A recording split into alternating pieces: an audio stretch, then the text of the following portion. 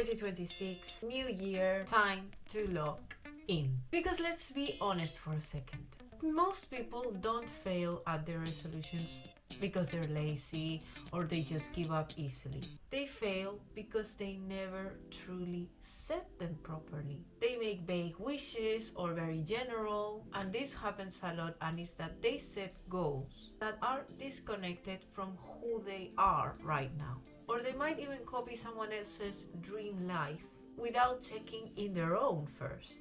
So today I want to share with you a method that is simple yet powerful and deeply transformative, because as we said, 2026, time to lock in. This is our year.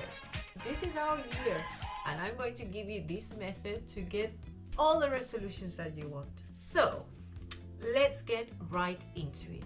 What do we need for this method? We need 3 things for this method. We need a piece of paper, a pen, a marker, whatever you want. I got pink because it's my favorite color and I want to make it cute. And number 3, your full presence. And this is the most important part, because if you don't sit with yourself, your life will continue to be designed by fault. So we're going to take a blank sheet of paper and we're going to divide it into 4 equal parts. Each section will represent a letter: A, B, C, D. Very simple. Now, this is not random. This all has a purpose. It will get you from awareness to desire, into action, and finally to embodiment. And we are going to start with the most uncomfortable but the most important step, which is point A. And this point is where you are right now. Now, this is the part where most people skip. Where you have to really sit with yourself and be honest. But that's the main reason why people stay stuck, because they are skipping section A. And point A, as I said, is about raw, radical honesty. Now we have to be honest with ourselves, no judgment, we're not judging ourselves, we're doing this to become a better version of ourselves. So no judgment, no shame, just the truth, where you are exactly right now. So here you're going to write exactly where you are in your life right now and how you genuinely feel about it. Are you happy with your situation?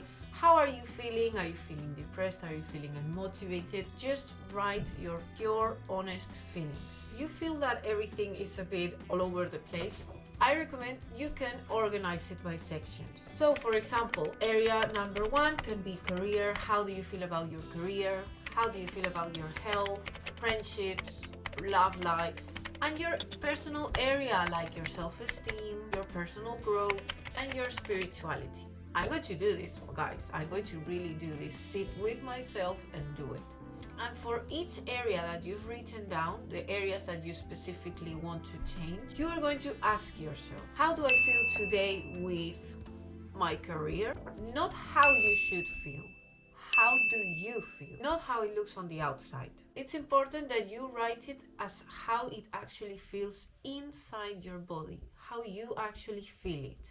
It's just yourself with that paper. So be honest. If this maybe feels a bit difficult, some people aren't used to actually getting into their feelings, maybe you can start by rating each section or area from 0 to 10.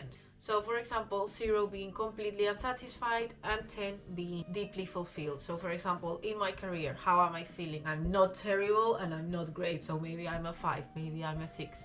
If you find that it's a bit difficult to explain your emotions, it's another option. And the key here is to not lie to yourself to protect your ego. If, for example, say your health is a 4, you write a 4. Don't lie to yourself. This isn't the moment to lie to yourself. If maybe your life is a 2, then write a 2. It's just for yourself. You could also be feeling that your personal relationship with yourself is maybe empty. So just say it. This step matters because you cannot change what you refuse to acknowledge. Now this is very important. So the first thing is acknowledging it. And you cannot move forward if you don't even know your starting point. So this section A is great to know where you're starting from. And remember that awareness is power. We're doing this for a better outcome. Okay, so now with point A, we already know our starting point. We know which areas we want to work in, we know what we want to change, and where we are starting from. So we go to point B, what you want to create. So in point B, you are going to write all the objectives that you would like to reach. Now that you know where you are, we move to where you want to go. This is like the dreaming phase, but also grounded dreaming. So ask yourself, what would I like to achieve? Is there anything I would like to change? So here are some important advice that you need to know if you're struggling with this, if you're being too general. Number one is be specific. Your brain needs clarity to act. So instead of saying, for example, I want to be healthier, you can start by saying, I want to go to the gym twice a week, or I want to work out at home twice a week. I want to improve my digestion. I want to sleep from 7 to 8 hours daily consistently. Number two is to make them short term. Some people go crazy, like especially now the year starts, they are like, okay, I'm going to go 5 days a week to the gym. I'm going to eat healthy every day. I'm going to wake up at 5 a.m. They go crazy. They set these unrealistic goals. What happens?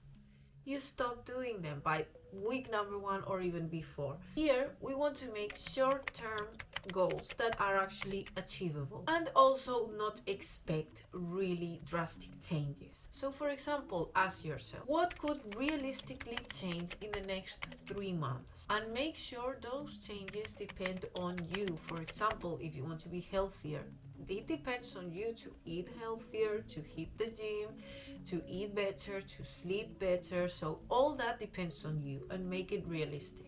Because keep this in mind, if it doesn't depend in your action, it's not a goal, it's a wish. Which gets me to my next point, and it is to write them in a positive language. Because your brain, and there's been research on this, actually responds better to, for example, I choose to nourish my body rather than I want to stop treating my body badly. And this is backed by neuroscience, guys. This is not just all manifestation, affirmations things. Because when your goals feel clear, achievable, self-directed, your nervous system is going to feel safer saying yes to them. So remember to always make those changes a positive thing rather than a negative thing. Which gets me to my next area, which is letter C. And this is called the bridge.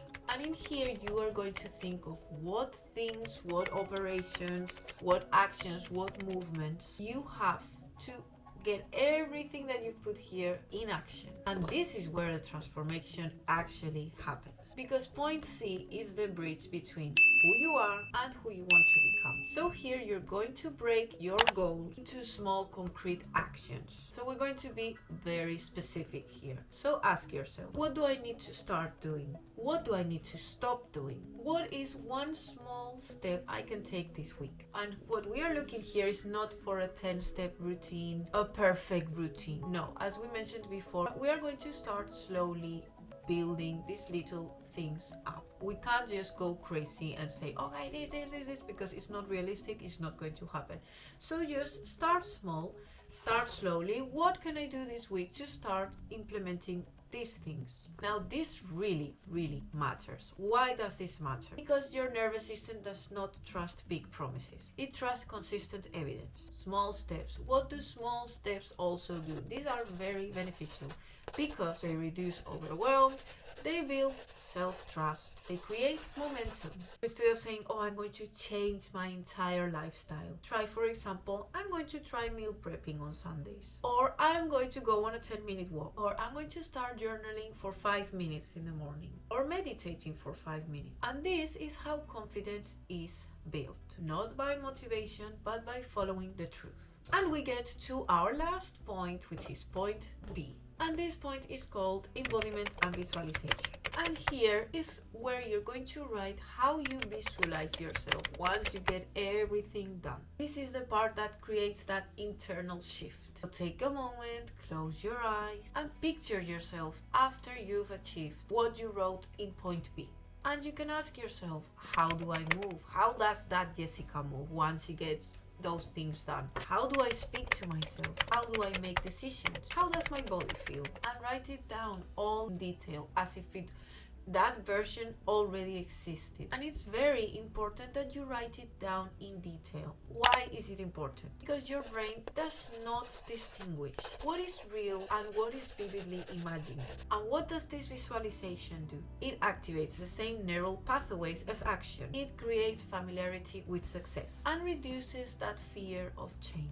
And that is that click moment, that internal alignment that we were talking about before, that identity shift, creating that new version of yourself. You are no longer chasing a goal. You are becoming the person who lives it. So this is my little method to get all your New Year's resolutions ready. Let me know if you do it. Let me know your resolutions. I would love to hear them all. Maybe I'm interested in some as well. And I will do this as well, guys. I will do it. I will let you know when things start happening, because they are going to happen. And just remember to take your time with it. There's no rush. You don't have to do this at this moment right now. Choose a peaceful moment where you can sit down, light a candle, have a tea, have something relaxing with you, music, and just enjoy the process. This isn't supposed to be a rushed thing. It's meant also to be revisited. When can you do this? Of course, you can do it now at the beginning of the year, but you can also do it every 3 months. Check your things. Are things going the way you said they would? Do you have new things you want to work on? Or most importantly, whenever you start feeling disconnected with yourself, get your piece of paper and write everything down. Revisit this video and get your things ready. Get your things back in order. Because real resolutions are not about forcing a change. They're about listening deeply, choosing intentionally, and moving gentle but consistently. So you don't need. This is also a reminder, if you're watching this after January, this is a reminder that you don't have to do it at the start of the year. You don't need a new year to start. What you need is clarity. And now you have a method. You have a method. So if this video helped you, take a moment to like it, comment it, share it, and if you subscribe, that would be great. It really helps me out. And remember, you don't need to become someone else. You just need to come back to yourself. Okay guys, I hope this video helped. I hope all your resolutions come true with this method. And I wish you all a very, very happy 2026. I've been saying it, 2026 is the year. It's the year. We're coming in stronger than ever. We are ready. So let's get this, let's do it, and we've got this, guys. Keep it positive, and I will see you guys very, very soon. Bye.